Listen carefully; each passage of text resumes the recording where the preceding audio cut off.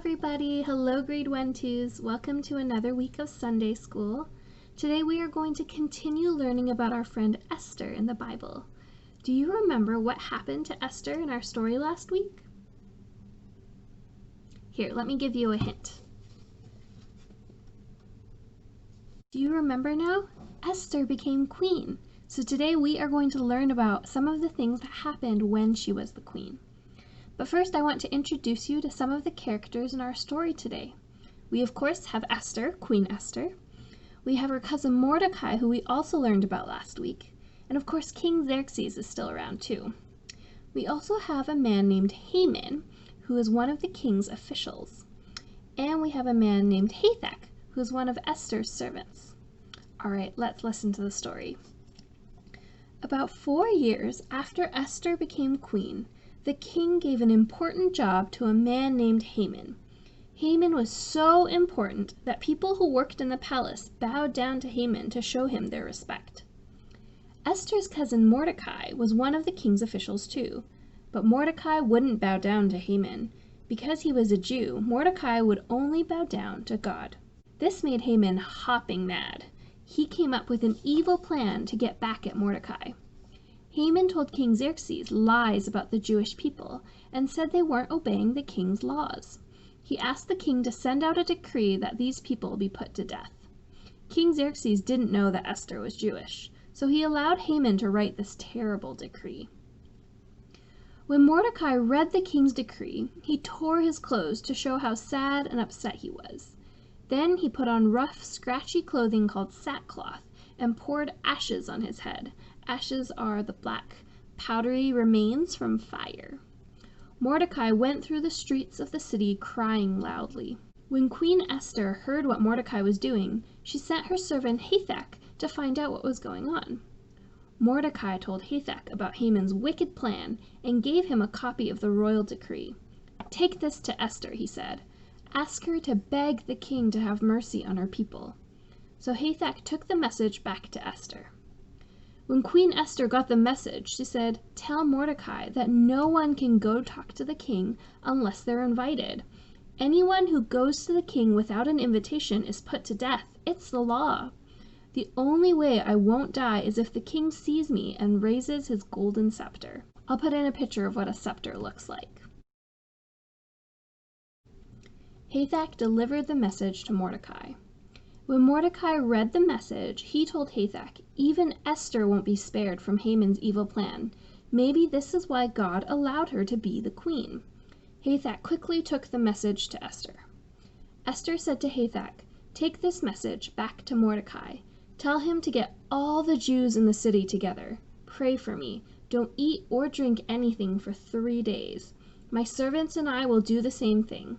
In 3 days I'll go to the king, even though I might die." Hathach went to Mordecai and told him what Esther wanted him to do. Then all of God's people prayed for the queen for 3 days.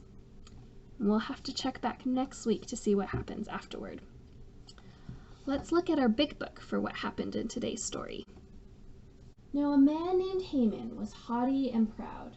Most people bowed when he walked through a crowd. But Mordecai wouldn't bow, no siree. He would only bow down to God, you see. Evil Haman fumed when he saw Mordecai. Haman said, "I'll make a plan to get rid of that guy." So nasty Haman cooked up a horrible, wicked plan to kill all the Jews who lived in the land. When Mordecai heard what would happen to the Jews, he quickly sent a message to give Esther the news. "Please talk to the king," his urgent message said. "If you don't, all Jewish people will end up dead."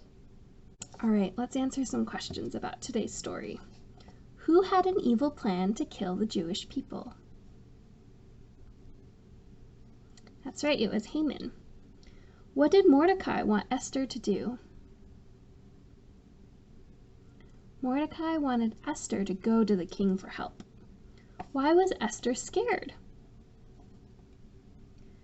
Esther was scared because the king hadn't invited her to go talk to him.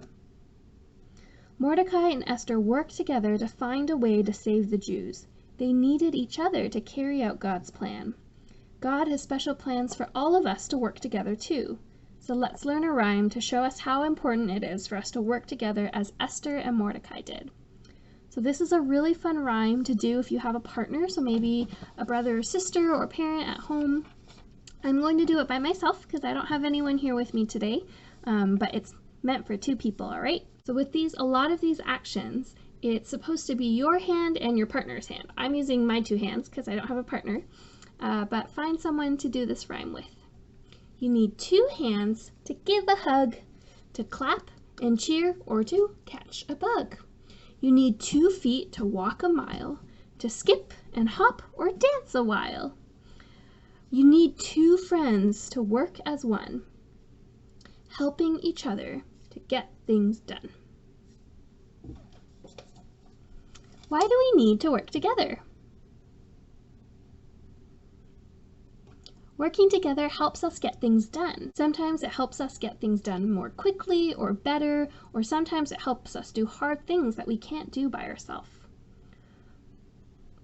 What are some things that you do at home that are easier when a friend works with you, or a sibling or a parent? I know in my family it helps to have someone to help me when I'm carrying something heavy, or when I'm cleaning up. It goes a lot faster if 2 or more people clean up with me. What good things happen when we work together as a team? We get more things done, we have fun with our friends, and we can carry out God's plan. Do you still remember our song about God's plan? Because all of you, God has a plan for you. He has a plan for Ariella and Ziona and Betty and Anna and Jonathan and Helena. He has a plan for all of us. God has plans that we'll see, special plans for you and me. Jump up, clap 3 times and slap your knees. Celebrate God's plans with me.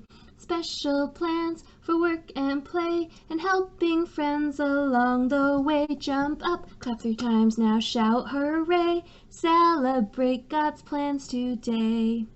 So our craft this week, we are going to try something a little bit different. They're called torn paper pictures. Because if you remember, when Mordecai heard the bad news that someone wanted to hurt all the Jews, he tore his clothing. That was a sign of his sadness and his anger and his grief.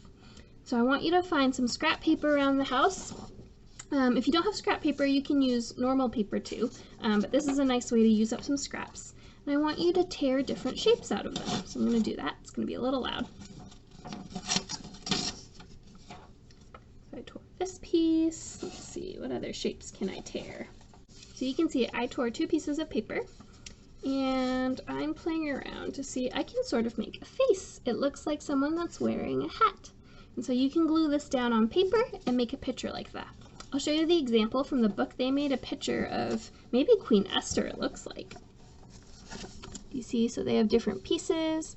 And once you put down all your pieces, you can also add some crayon or pencil crayon or anything like that to add some details to your picture. But it's a fun way to create art.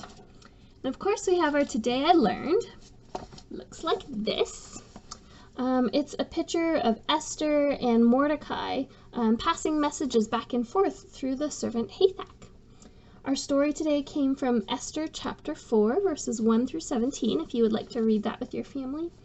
And this is our verse still, or we just started it last week.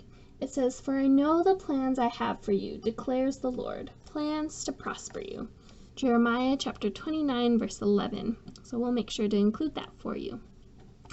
All right, everyone, I know that you are all getting ready to go back to school soon, so I pray that all your preparations go well and that everything can go smoothly, and we will talk to you soon. Bye.